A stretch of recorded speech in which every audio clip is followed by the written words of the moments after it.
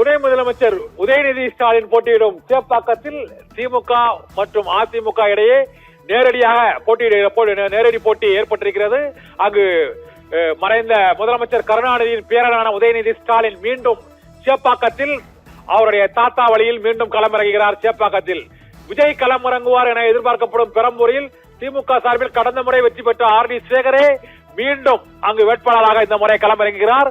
கரூரில் போட்டியிட்ட செந்தில் பாலாஜி இந்த முறை கோயமுத்தூர் மாவட்டத்தையும் கொங்கு மண்டலத்தையும் முழுமையாக கைப்பற்றும் வியூக உத்தியோடு கோவை தெற்கில் அவரே நேரடியாக களம் இறங்குகிறார். மயிலம் தொகுதியில் அதிமுக அமைச்சர் சி பி சண்முகம் தொகுதி மாறி நிற்கக்கூடிய நிலையில் அங்கு தேமுதிக அவரை எதிர்த்து களம் காண்கிறது.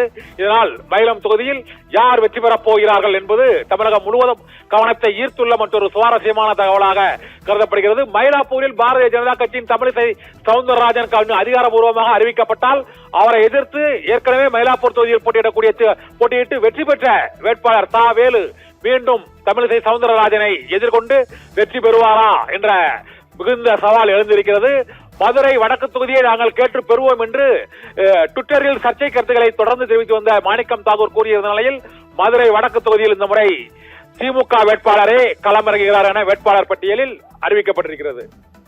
ஆர் காந்தி, மனோ தங்கராஜ், பொன்முடி மற்றும் கயல்விழி செல்வராஜ் ஆகிய 4 பேருக்கு இந்த முறை போட்டியிடுவதற்கான வாய்ப்பு வழங்கப்படவில்லை. காந்தியின் மகனுக்கு வழங்கப்பட்டிருக்கிறது இந்த முறை போட்டியிடுவதற்கு. ராணிப்பேட்டை தொகுதியை பொறுத்தவரை மதுரை மத்தியில் பிடிஆர் பழனிவேல் தியாகராஜனை எதிர்த்து ஒரு கடைசி நேர திருப்பமாக புதிய நீதி கட்சியின் சார்பாக நடிகை குஷ்புவின் கணவரும் இயக்குநருமான சுந்தர் சி களமிறங்குவார் என அறிவிக்கப்பட்டிருக்கிறது. இது இந்த தேர்தல் காலத்தில் சுவாரஸ்யத்தை ஏற்படுத்தி இருக்கிறது. தஞ்சாவூர், ஓசூர், நாகர்கோயில், திருச்சி தெற்கு ஆகிய 4 தொகுதிகளில் மேயர்களுக்கு எம்எல்ஏ சீட் வழங்கி இருக்கிறது. இந்த முறை மேயர்களாக இருந்தவர்கள் எம்எல்ஏக்களாக போட்டியிடுகிறார்கள். அந்த 4 இடங்களிலும் தேசிய கட்சியான காங்கிரஸ் கட்சியும் பாரதிய ஜனதா கட்சியும் 4 இடங்களில் நேரடியாக போட்டியிடுகின்றன.